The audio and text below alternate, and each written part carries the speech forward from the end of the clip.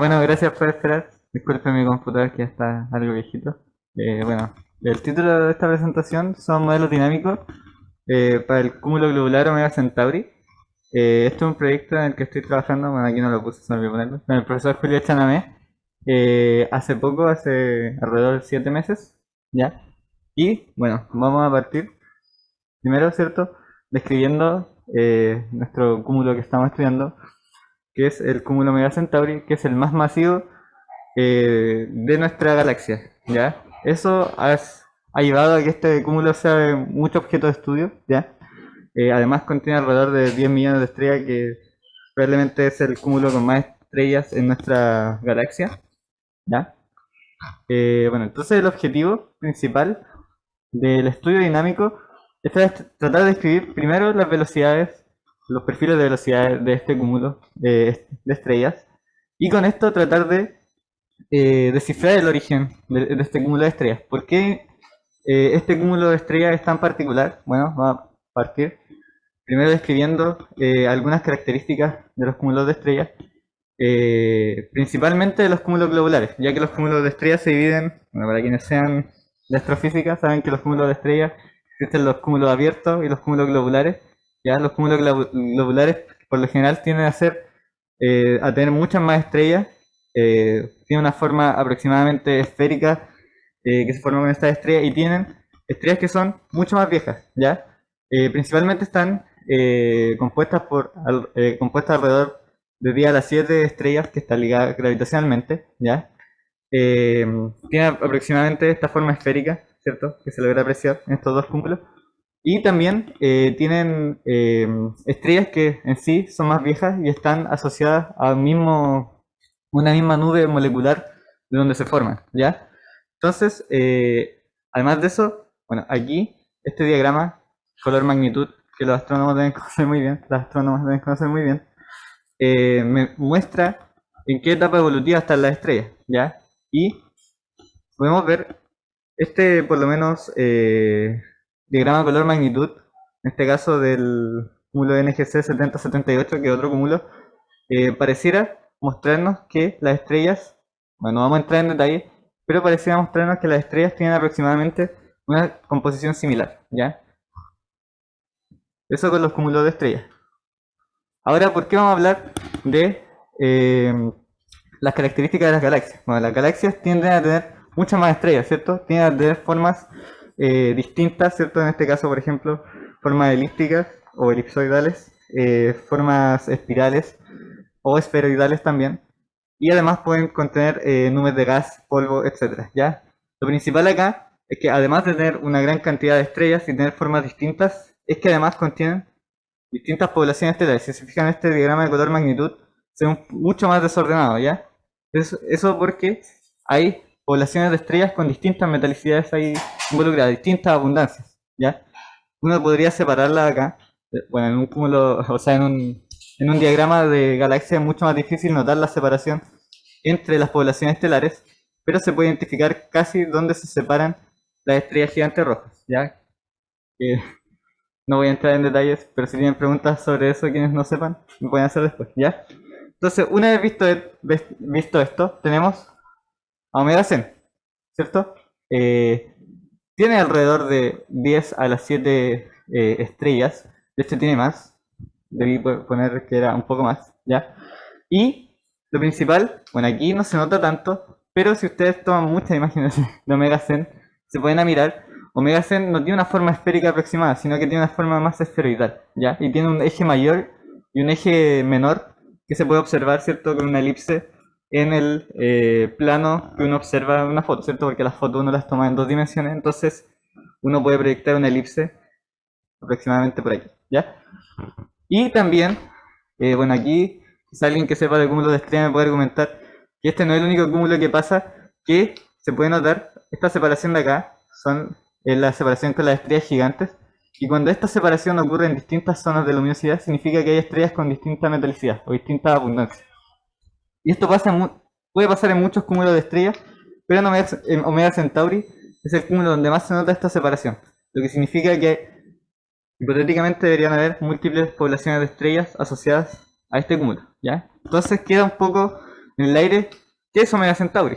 ¿Es un cúmulo de estrellas o se ha propuesto también que podría ser una galaxia enana que fue, por así decirlo, destruida un poco por el potencial gravitacional de la Vía Láctea, dejando solamente un remanente del centro de esta hipotética galaxia enana, ¿ya? Entonces por eso observamos tantas características que podrían clasificarlo como un cúmulo globular o como una posible galaxia. Bueno, las galaxias enanas también suelen cumplir con algunas de estas características. Y principalmente aquí vamos a analizar el caso que cumplen algunas galaxias, o la mayoría. Falta más que nada confirmar que hayan, ¿cierto? Black holes centrales, agujeros negros centrales, y halos de materia oscura, ¿ya? Entonces, ¿cómo obtenemos información cinemática o cinemática de Omega Cen? Bueno, si se fijan, esta foto de acá, uno puede distinguir con mucho más detalle cada punto individual del cúmulo, ¿cierto? Entonces, ¿de dónde sacamos información nosotros? De el telescopio espacial Hubble, ¿ya? Utilizamos datos públicos del telescopio espacial Hubble, que lo que hace es básicamente tomar fotos de este cúmulo, ¿ya? Y uno puede describir la cinemática completa de cada estrella del cúmulo a partir de un seguimiento de cada estrella. Uno toma muchas imágenes en el tiempo del cúmulo y trata de resolver cada estrella individualmente y calcular qué tanto se ha movido en el cielo, ¿ya? Obviamente eso hay que alinearlo con la velocidad a la que está orbitando, ¿cierto?, el telescopio espacial Hubble, y eso obviamente ya lo hizo otra persona, ¿cierto?, y calculó estas velocidades que vemos acá. ¿Se fijan? Uno podría tener la componente de velocidad radial, que es la velocidad que uno observa en la línea de visión del cielo, ¿cierto? Cuando ustedes miden la velocidad radial de una estrella, lo hacen simplemente con el efecto Doppler. Ven que tanto se mueven sus líneas de absorción en la atmósfera de la estrella, pero en el caso, para obtener la otra velocidad, la otra componente de la velocidad, que en realidad son dos componentes, ¿cierto?, que son en el plano del cielo, porque uno toma la imagen, ¿cierto?, y las estrellas aparentemente se van a mover tanto en esta dirección como en esta dirección, no solamente hacia adentro, que es la que podemos obtener del efecto Doppler. Entonces, el telescopio espacial Hubble nos permite hacer eso con una gran resolución, poder resolver cada estrella, ¿cierto? Es un trabajo enorme tratar de hacer eso, pero sirve para describir la cinemática completa de la estrella. Y principalmente en este trabajo se ocuparon esto que se llama acá los proper motion, que son las velocidades tanto en alguna dirección X o alguna dirección Y definida en el plano del cielo, ¿ya? Bueno, ¿y cómo obtenemos información a partir de cada una de esas velocidades, que se llaman proper motion, ¿ya? Lo que nos interesa a nosotros, en base a la teoría que voy a mostrar después de esta diapositiva, es encontrar las dispersiones de velocidad de las estrellas. Pero ¿cómo encontramos las dispersiones de velocidad? Lo que se hace es principalmente hacer lo que se llama binear, hacer bines, ¿cierto?, del cielo en anillos concéntricos. ¿Se fijan? Bueno, por lo menos esta imagen es de otro cúmulo porque de Omega Cen no estaba publicada la imagen, pero lo que se hace principalmente es dibujar anillos concéntricos, y en esos anillos concéntricos yo voy a tomar una cantidad de estrellas que van a estar en un radio promedio determinado. De esa cantidad de estrellas yo le calculo la dispersión de velocidad, ¿ya? Y bueno, utilizamos una técnica, no simplemente calcular la dispersión en base a la fórmula matemática de la dispersión, sino que utilizamos un likelihood que también asociara los errores de las mediciones de la velocidad. De esa manera podemos no solo encontrar las dispersiones de velocidad, sino que utilizando una técnica de Monte Carlo, de Markov Chain Monte Carlo, podemos encontrar con qué error vamos a medir estas dispersiones en estos anillos concéntricos, ¿ya? ¿Y por qué nos interesan las dispersiones de velocidad? Porque utilizamos el siguiente planteamiento de la dinámica del cúmulo, que son las ecuaciones de Jeans, ¿ya? Y las ecuaciones de Jeans, si se fijan, acá aparecen estos promedios de los cuadrados de las velocidades, o los promedios de las velocidades también asociados, y esto viene de asumir que cada estrella es un punto, o entre comillas, bueno, vamos a decirlo así, que es como una partícula que no colisiona con otra partícula. Entonces se puede modelar a través de una función de distribución de las órbitas. O sea que va a estar modelada a través de una función de distribución tanto de las velocidades como de las posiciones de las estrellas. ¿Ya? Aquí no puse toda la teoría porque tendría que aquí pegarles todo el libro de dinámica galáctica para que lo entiendan paso por paso. ¿Ya? Si quieren entenderlo más, lean el libro Galactic Dynamics. ¿Ya? No me acuerdo del autor, pero se llama así, es un libro gigante. Ahí sale, bueno, la función de distribución que uno escoge al principio cumple con la ecuación de continuidad que uno puede tener, por ejemplo, en la masa, con la densidad de masa, ¿ya? Y a partir de eso yo puedo derivar, ¿cierto? O encontrar estos términos que aparecen acá. Y no solo eso, este término que aparece acá también está relacionado a la densidad de la estrella, pero principalmente a la densidad lumínica. Y este término que está acá también describe la densidad lumínica de la estrella, o sea, no de la estrella, sino del cúmulo, pero este es un perfil ajustado a lo que uno observa en el cúmulo, porque uno observando el cúmulo no solamente obtiene información de las velocidades tal y como la expliqué, sino que uno puede, ¿cierto?, integrar en esos anillos, voy a volver, uno puede integrar en estos anillos qué tanto flujo luminoso estoy obteniendo de acá, por cada anillo, ¿ya? Y así encontrar esta densidad lumínica, ¿ya? Utilizando la distancia, bueno, quienes son astrónomos o astrónomas conocen que uno, teniendo el flujo y teniendo la distancia al objeto, puedo calcular la luminosidad, y en este caso puedo calcular la luminosidad, la densidad de luminosidad por parsec al cubo, ¿ya? No vamos a entrar en detalle de eso, ¿ya? Bueno, y bueno, yo les dije anteriormente, que no quiero explicar toda la teoría porque es un poco enredado, que las ecuaciones, o sea, la función de distribución cumple con con la ecuación de continuidad. Con la ecuación de continuidad. Bueno, si recuerdan un poco, la ecuación de continuidad incluye dentro de sí las velocidades, ¿cierto? Y las velocidades, utilizando las ecuaciones de Hamilton, podemos pasar de las velocidades, porque la función de distribución depende de la velocidad y de las posiciones, entonces utilizando las ecuaciones de Hamilton podemos encontrar, ¿cierto?, cómo se relaciona con el potencial asociado al cúmulo, ¿ya?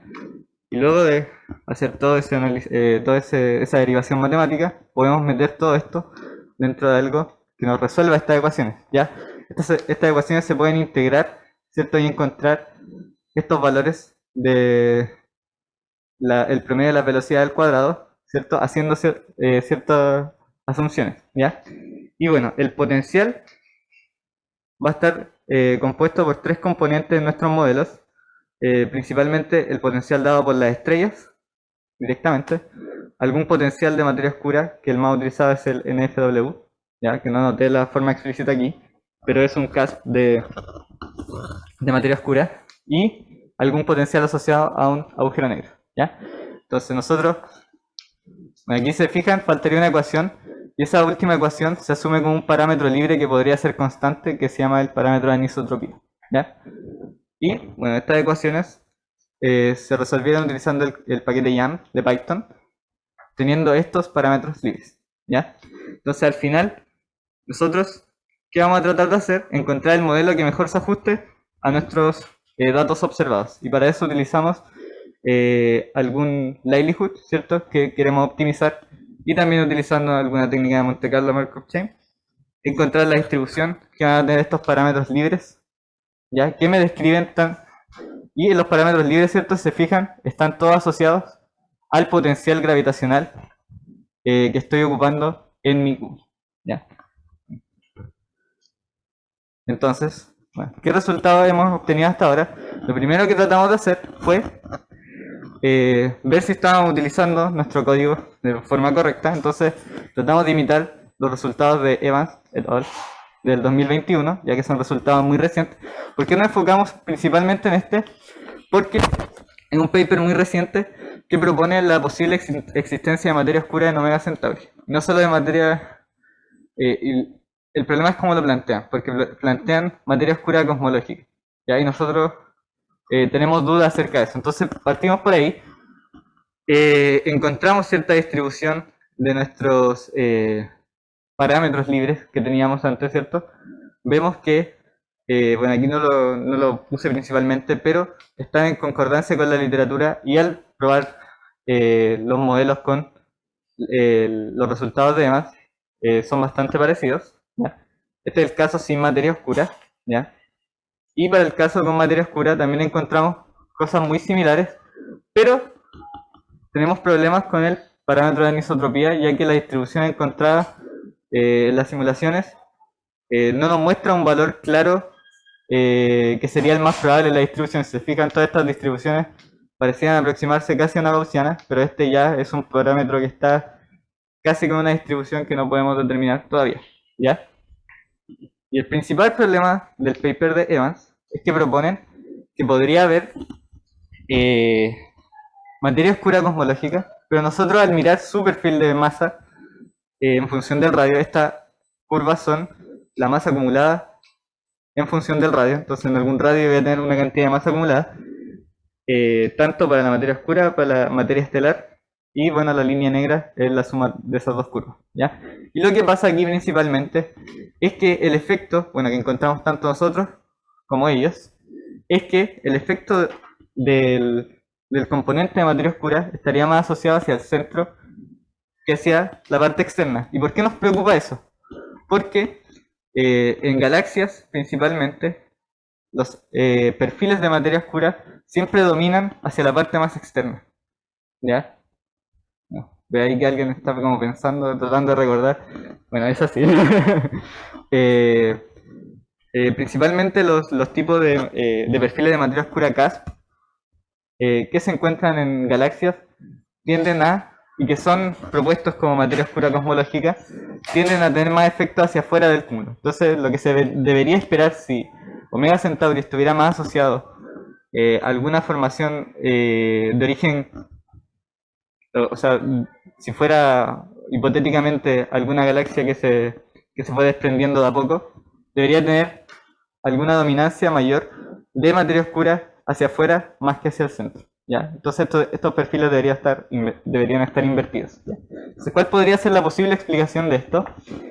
Una podría ser que en realidad toda esa materia oscura que estamos observando ahí son remanentes estelares, ¿ya? Podrían ser muchos black holes, muchas estrellas de neutrones, muchas estrellas enanas blancas que no se pueden detectar simplemente con fotometría. Entonces, estos remanentes estelares se van acumulando hacia el centro y forman esta masa que no se puede describir directamente con el potencial solamente descrito por las estrellas, ¿ya? Entonces, bueno, ahora pasamos solamente a los resultados que yo estoy teniendo, ¿ya? Tomamos, si se fijan acá, solamente comparamos con datos que están en un sector del cúmulo, ¿ya? Y acá, más atrás, yo consideré datos que abarcan gran parte de la parte interna y de la parte externa del cúmulo. Entonces queremos ver, probando estos modelos ahora, tratar de construir algún modelo que me describa la mayoría de los datos en el cúmulo, ¿ya? En toda la extensión del cúmulo. No solamente en una parte que esté por aquí al centro, ¿ya? Y sobre todo nos importa la parte más interna, ¿ya? ¿Por qué nos importa la parte más interna? Por este problema de acá, ¿ya? Entonces hasta ahora lo que estoy obteniendo, ¿cierto? Es que el posible perfil de materia oscura sigue siendo un poco más coincidente con los datos que están hacia el centro, ¿ya? Si se fijan hacia la parte externa, sin materia oscura y con materia oscura, el cambio no es tan drástico como con los datos que están hacia la parte más central, ¿ya? Y bueno, también probamos el caso de un agujero negro central, ¿ya? Que nos dio aproximadamente que un límite superior, ¿cierto? Si se fijan, este último dato de acá, o sea, en realidad el primero de allá, eh, el modelo está casi tocando con la punta de mi barra de error, ¿ya?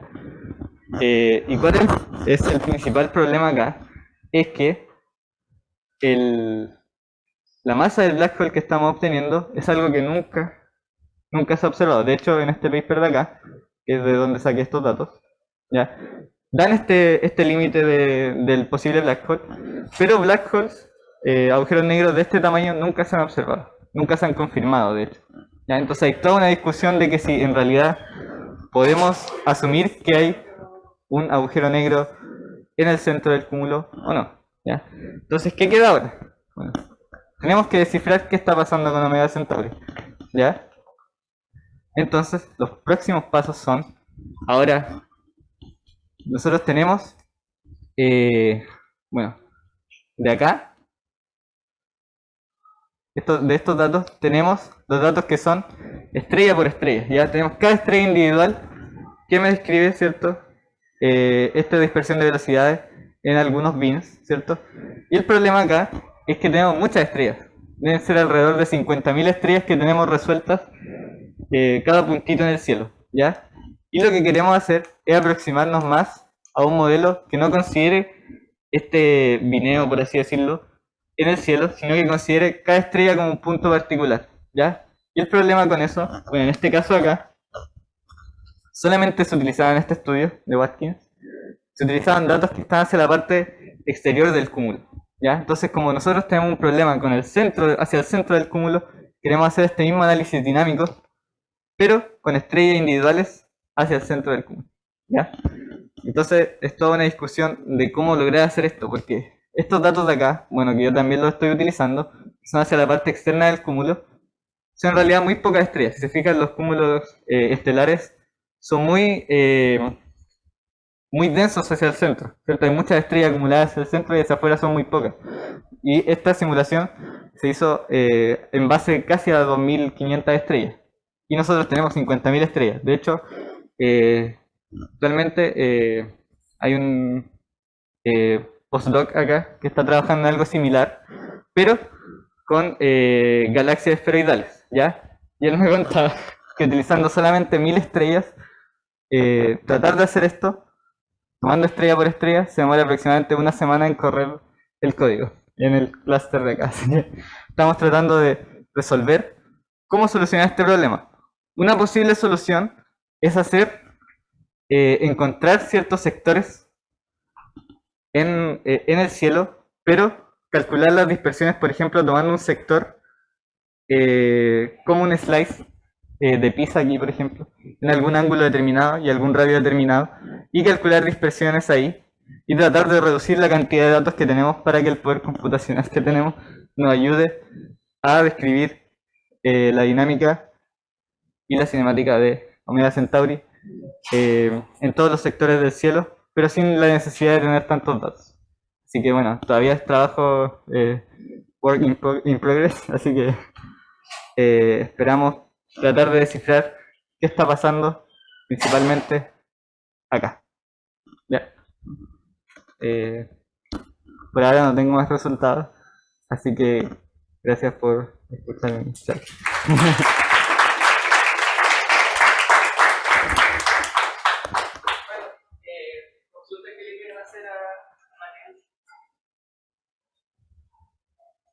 Sí, dime.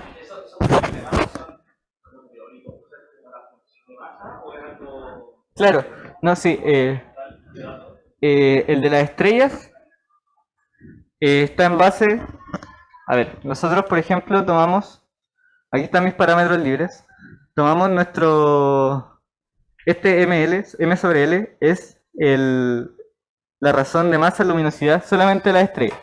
Entonces, este en base un poco teórico y un poco experimental, porque la parte de luminosidad ya la tenemos calculada con los datos del cielo. ¿Ya?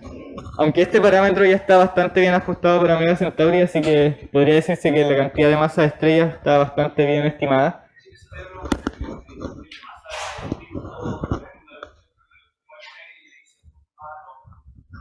Claro, sí.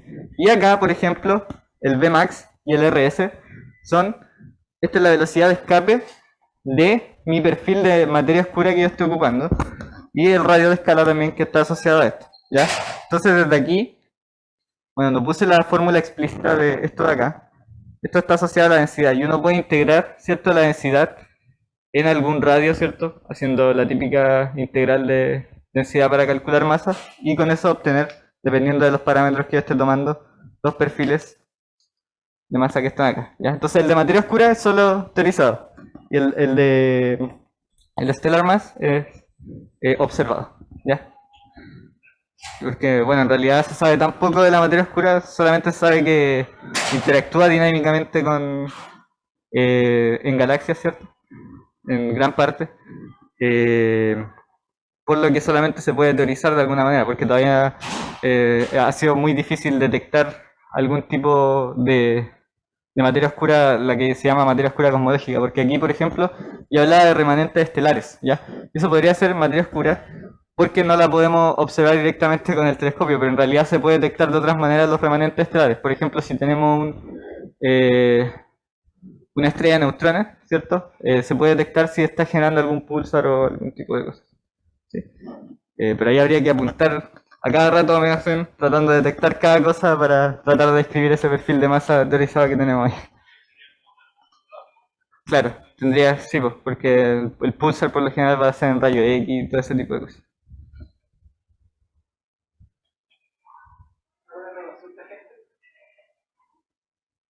¿Sí? Ah, ya, sí.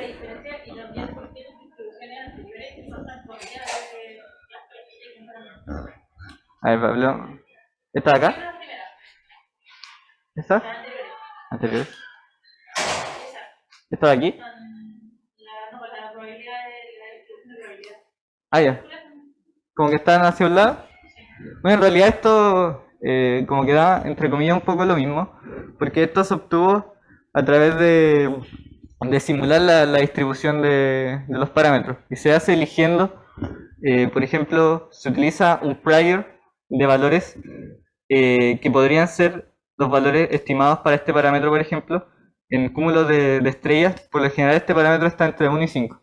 Entonces, en realidad, depende de qué tantos pasos le di a mi simulación para que me calculara la distribución. Al final, lo que importa es la forma que tiene la distribución, no si está un poquito corrida. ¿Ya? Básicamente porque está en base a algún prior que fui probando dentro del código para encontrar la distribución. Entonces, por ejemplo, van a aparecer estos, por así decirlo, outliers o de alguna manera. ¿Ya? Ah, la rotación, claro. Lo siento. Ya, sí. Acá lo que pasa es que en el código de Evans incluyeron un parámetro de rotación que me cambia el perfil de la, ¿cómo se llama esto? De la dispersión de velocidades. Porque si no tenemos rotación, a ver, no sé si tengo un plumón por ahí, y si no, no lo voy a poder explicar. Por ejemplo, uno puede deducir que una dispersión puede ser esto, para alguna dirección determinada, ¿ya? No sé si se acuerdan de mecanística. ¿Ya? Entonces, si no tengo rotación en algún parámetro, por ejemplo, en alguna componente, ¿a qué me refiero con que haya rotación en una componente? Significa que si yo mido, por ejemplo, mis velocidades en X, pongamos algún radio dado, los datos deberían mostrar esta distribución si no hay una rotación aquí, siendo el promedio 0. ¿Ya? Ahora, si hay una preferencia, por así decirlo, que significa que haya rotación en alguna componente, ese promedio se va a mover. ¿Ya? Entonces, si hay rotación, el promedio de mi velocidad en X se va a mover, por ejemplo, a algún BX1. ¿Sí? Entonces, eso significa. Bueno, ahora nosotros también vamos a pasarnos a tomar esto. Primero partimos, ¿cierto?, con un código que estuviera estático, es decir, que no considerara una preferencia de movimiento en alguna dirección.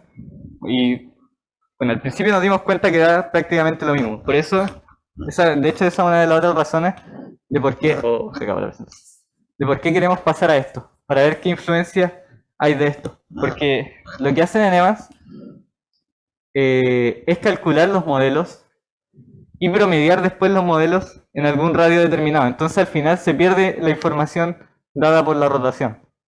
Al final no les afecta mucho porque están considerando solamente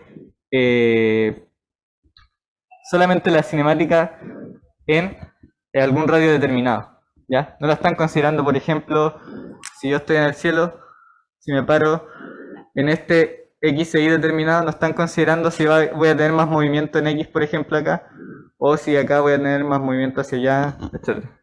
¿Ya? Entonces, al hacer este promedio radial, de hecho todo está basado en todo el problema está basado un poco en si hacerlo con rotación o no, en este problema de tomar un valor promedio en un radio, en un anillo con algún radio promedio determinado, y no en hacerlo, ¿cierto?, directamente en todo el espacio del cielo, ¿ya? Entonces, por eso nosotros partimos haciéndolo simplemente sin rotación, porque nos dimos cuenta que iba a dar lo mismo si lo hacíamos.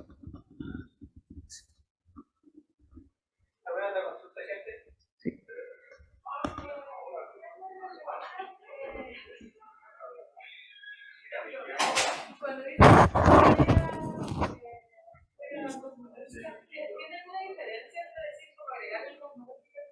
Sí, o sea, es más que nada por lo que hablábamos antes de que si en realidad es materia oscura cosmológica o es materia oscura desde el punto de vista de cómo estamos observando. Porque, bueno, la materia oscura sabemos que no se ha podido observar de ninguna manera. Pero, por ejemplo, los remanentes estelares, yo no los voy a detectar directamente utilizando algún filtro fotométrico, por ejemplo, en el rango visual. Sino que tengo que tener otro instrumento que me detecte esos remanentes estelares. Por eso cuando decimos cosmológico no, es lo que cambia. Porque la materia oscura cosmológica, bueno, yo sé súper poco de materia oscura, la verdad. La materia oscura cosmológica yo entiendo que es la materia que directamente solamente se puede detectar a partir del efecto dinámico que tienen las galaxias, ¿cierto? Pero, por ejemplo, si yo tuviera aquí un montón de estrellas de neutrones, pero que yo no pude detectar con mi telescopio porque utilizó algún filtro fotométrico infrarrojo o visual, no los voy a poder detectar ahí. Por eso nos referimos a materia oscura cosmológica o no. Acá, Diego. Sí, y en eso mismo prácticamente pasa con eso mismo. Me llama la atención que para rayos pequeños con rotación tengo mayores masas. ¿Cómo sería la rotación? ¿Explicar eso? ¿Hay como masa comunal de ese Bueno, eso está en los próximos pasos, por eso queremos pasar directamente a describir la cinemática así, para en realidad ver el efecto real de esa rotación. Porque ahí vamos a notar si en realidad hay una preferencia en alguna de las componentes de movimiento. Y qué efecto genera eso en la estimación de estos perfiles de masa.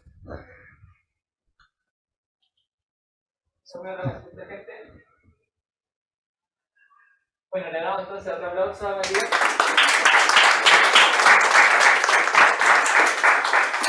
Y los esperamos entonces para el siguiente ciclo que se hace el próximo martes, que va a estar Felipe, que lo tenemos aquí, que va a dar la siguiente charla, así que lo esperamos y ahora hay pizza abajo para que puedan ir a comer. Así que muchas gracias por